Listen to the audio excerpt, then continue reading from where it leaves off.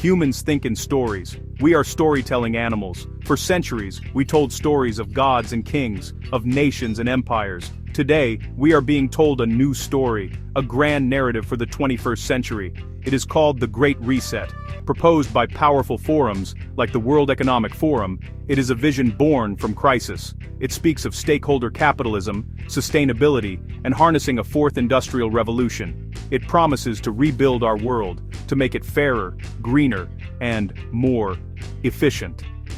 This story is presented as the only logical path forward after the shocks of pandemics and economic turmoil. It is a compelling tale of global cooperation and technological salvation.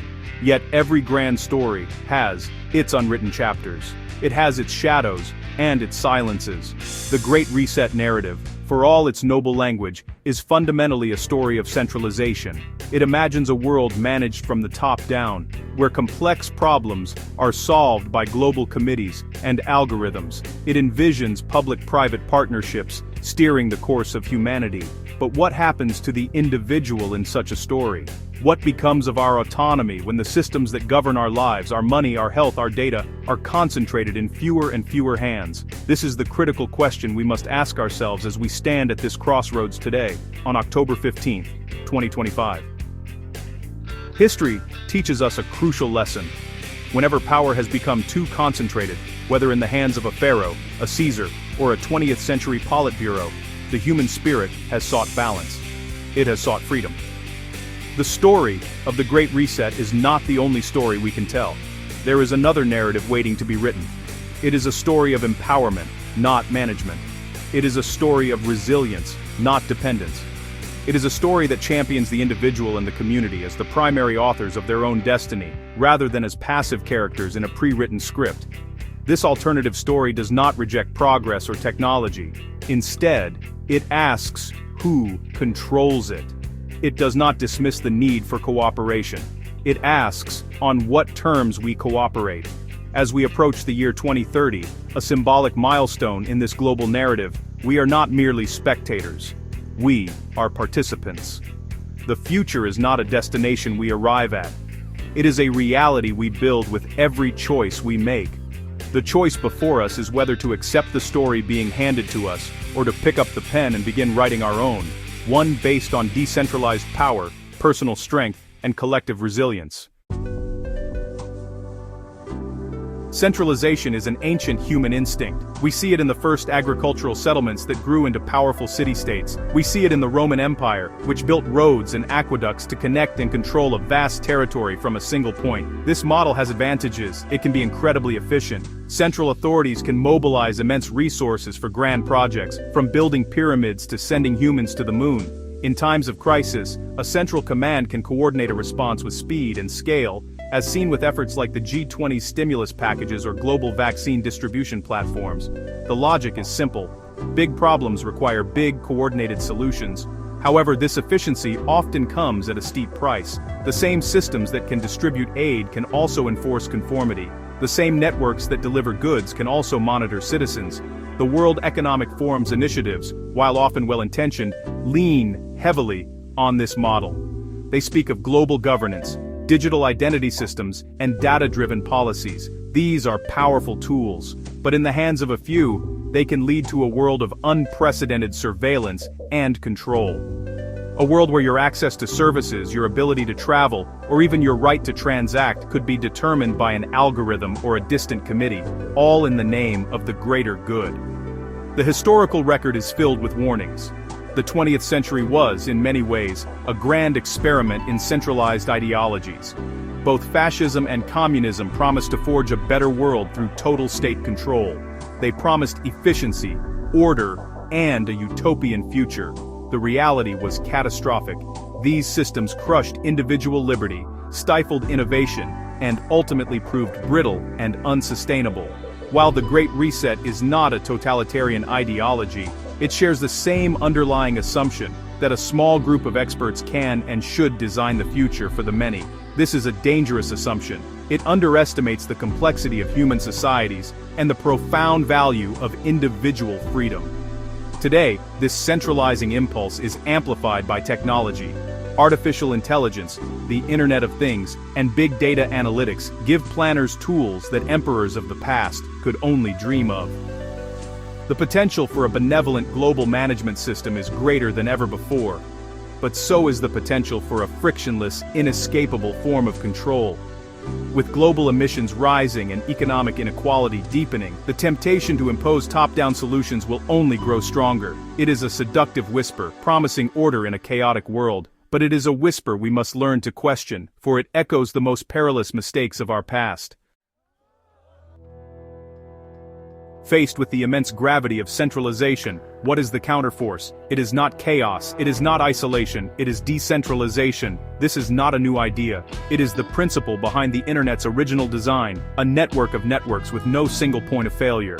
It is the logic of a free market, where countless individual decisions create a complex, emergent order. Today, a new wave of technology is breathing life into this old idea, creating powerful tools for a decentralized rebellion. These tools allow us to build systems that are resilient, transparent, and resistant to control by any single entity. At the heart of this movement is blockchain technology. At its simplest, a blockchain is a shared, unchangeable ledger. It allows us to create trust between strangers without needing a bank, a government, or a corporation to act as an intermediary. This is a revolutionary concept. It is the foundation for cryptocurrencies, like Bitcoin, which offer a form of money outside the control of central banks and governments. It is also the backbone of decentralized finance, an entire parallel financial system being built with code, offering lending, borrowing, and trading services that are open to anyone with an internet connection. The rebellion extends beyond finance. We are seeing the rise of decentralized social media platforms, where users, not corporations, control the data and the rules of discourse. We are witnessing the power of open-source software, where global communities of volunteers collaborate to build tools that are free for all to use and modify. Think of open-source AI models that challenge the dominance of a few tech giants, or encrypted messaging apps that protect our conversations from prying eyes. Each of these innovations is a small act of reclaiming power. They are building blocks for a more distributed and equitable digital world. This is not a Luddite's rejection of technology, it is the opposite. It is a sophisticated use of technology to safeguard human values. While the centralized model uses AI to optimize supply chains from the top down, a decentralized model might empower local communities with AI tools to manage their own energy grids or water resources. While one model proposes a single digital identity, the other champions self-sovereign identity, where you control the keys to your own data. This is the core of the decentralized rebellion, using the very tools of the Fourth Industrial Revolution, not to create a smarter cage, but to break the bars. Grand strategies and technological revolutions are meaningless without a change in the individual. The ultimate defense against a world of top-down control is not a piece of code, but a state of mind. It is the cultivation of personal sovereignty. A sovereign individual is one who possesses the skills, knowledge, and mindset to navigate a complex and uncertain world with a high degree of autonomy. This is not about becoming a hermit or rejecting society. It is about becoming a more capable and resilient node within the network of society, less dependent on fragile, centralized systems for your survival and well-being. The first pillar of personal sovereignty is financial literacy and independence. In a world where traditional currencies can be devalued and financial access can be restricted, understanding the new landscape of money is critical. This means learning about cryptocurrencies, understanding the principles of decentralized finance, and diversifying your assets beyond the legacy system. It means developing multiple income streams so that the loss of a single job does not become an existential crisis. The goal is to build a personal financial fortress that can withstand the shocks of economic volatility and the whims of policymakers. The second pillar is practical skill acquisition. The Fourth Industrial Revolution, with its powerful AI, threatens to make many traditional jobs obsolete. The World Economic Forum itself acknowledges this, proposing massive reskilling initiatives. But instead of waiting to be reskilled by a global program, the sovereign individual takes the initiative.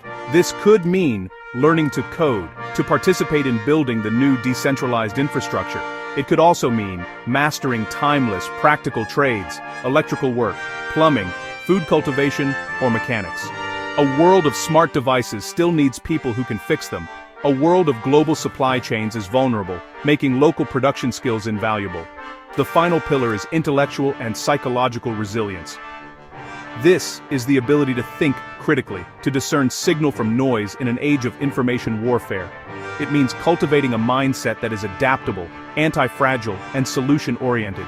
It requires a deep understanding of history, an awareness of propaganda, and the courage to hold unpopular opinions. The sovereign individual does not wait for permission to learn or to act. They are lifelong learners, constantly updating their mental models of the world.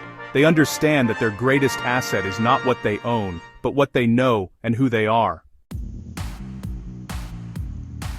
In the 21st century, the most contested territory is not land, it is data. Data, our clicks, our conversations, our movements, and even our biometric information has become the world's most valuable resource. For the architects of a centralized future, this data is the raw material needed to build their predictive models and manage society. Every smart device, every social media post, every digital transaction is a new data point to be collected and analyzed. Honestly, this relentless harvesting of our digital selves poses a profound threat to our privacy, our autonomy, and even our freedom of thought. Our inner world is no longer a private sanctuary. Therefore, building a digital fortress is no longer a paranoid fantasy. It's really a matter of basic personal hygiene. The first line of defense is awareness. We must understand how our data is being collected and used.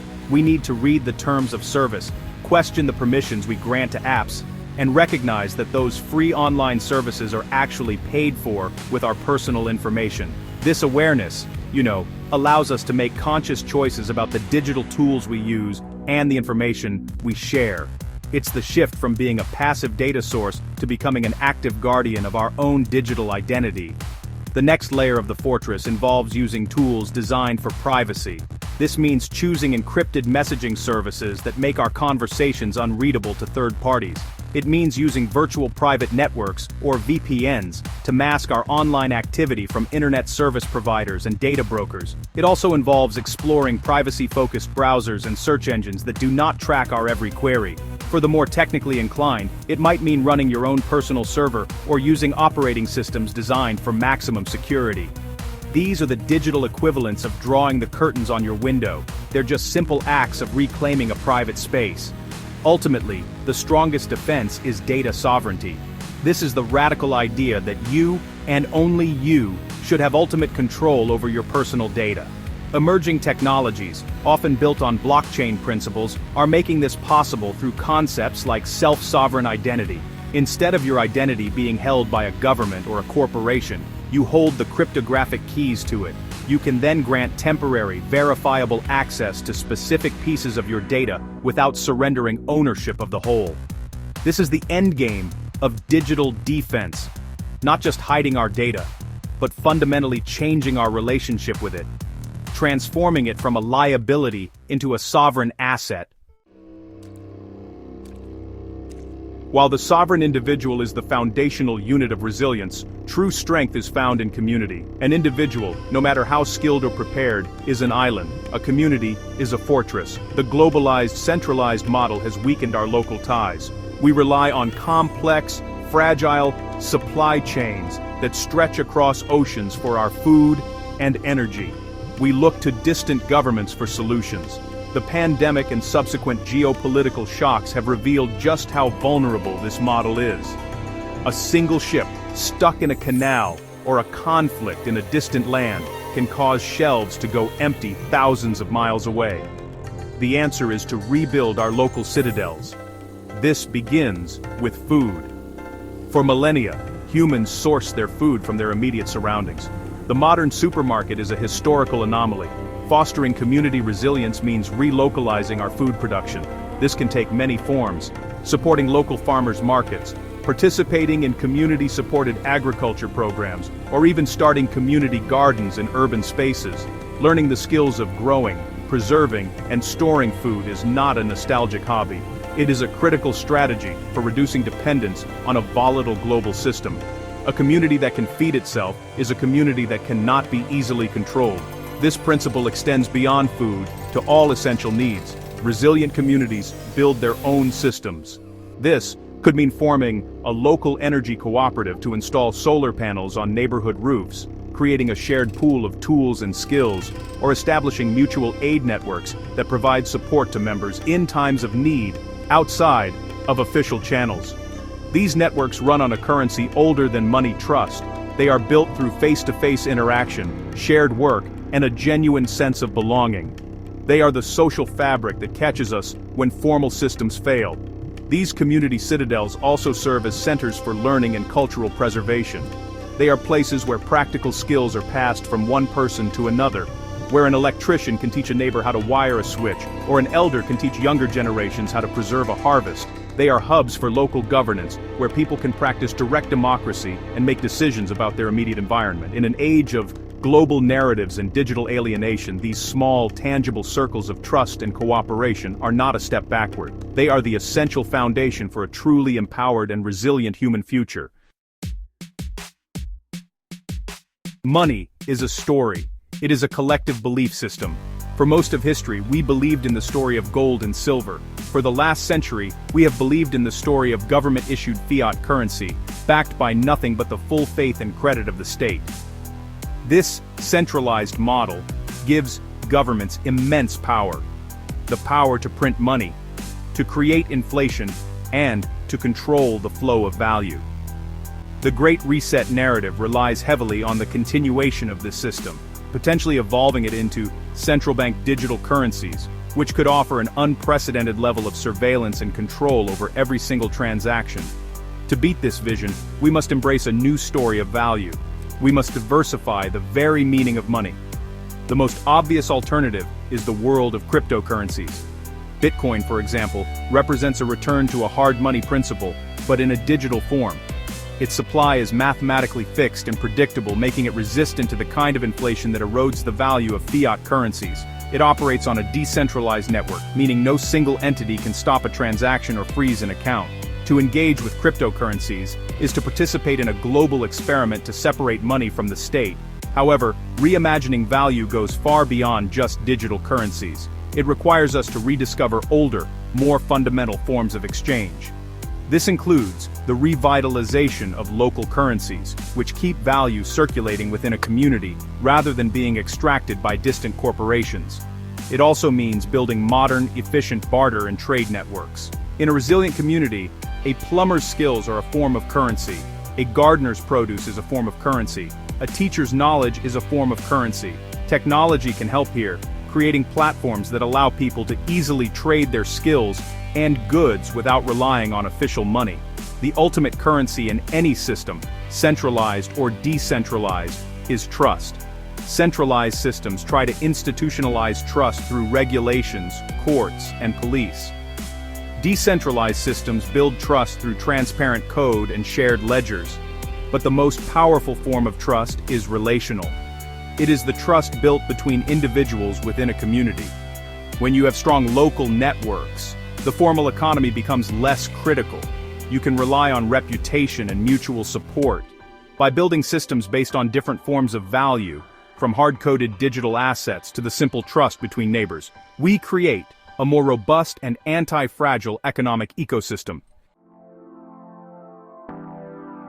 The most powerful form of control is not physical, it is mental.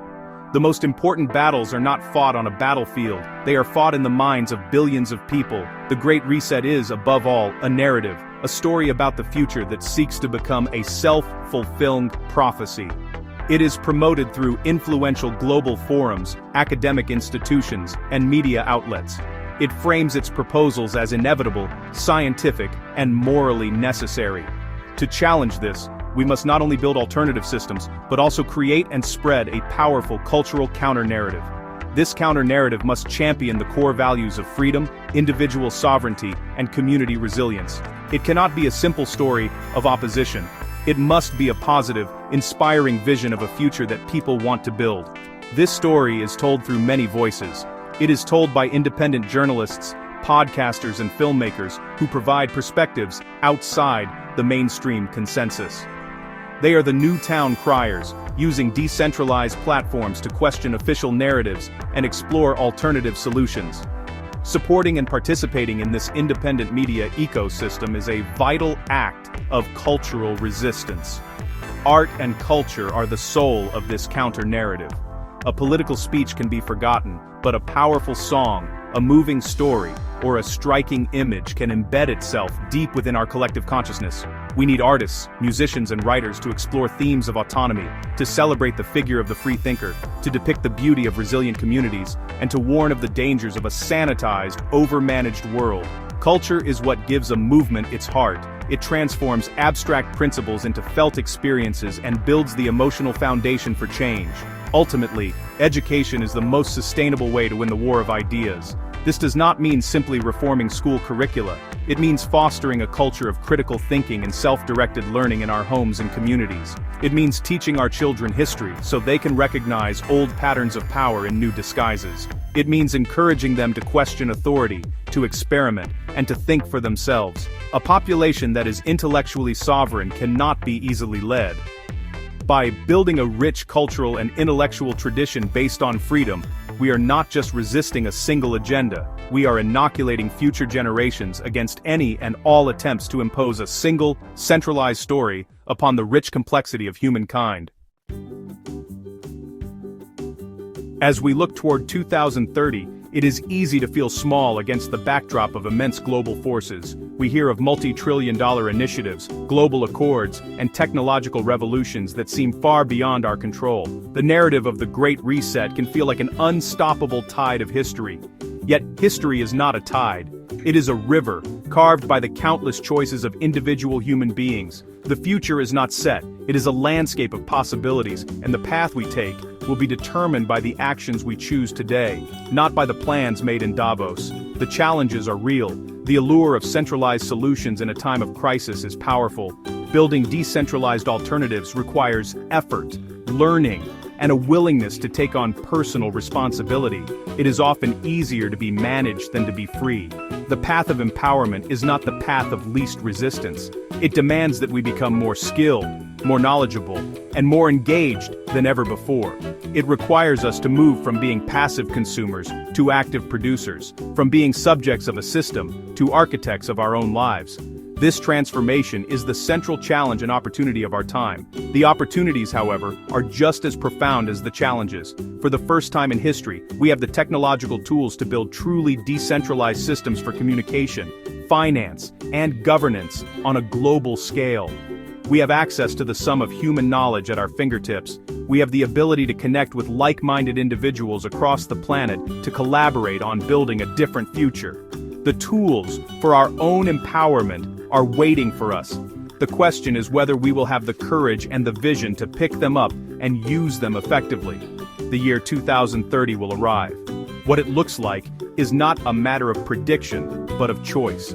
It could be the dawn of a highly managed, centralized era, a safe and sustainable world where our freedoms have been traded for convenience and security. Or, it could be the dawn of a new age of resilience, an era defined by sovereign individuals, strong communities, and decentralized networks. This future will not be given to us. It must be earned. It will be built one skill at a time, one local network at a time, one independent thought at a time. The story is not over. The most important pages are yet to be written, and we are the ones holding the pen.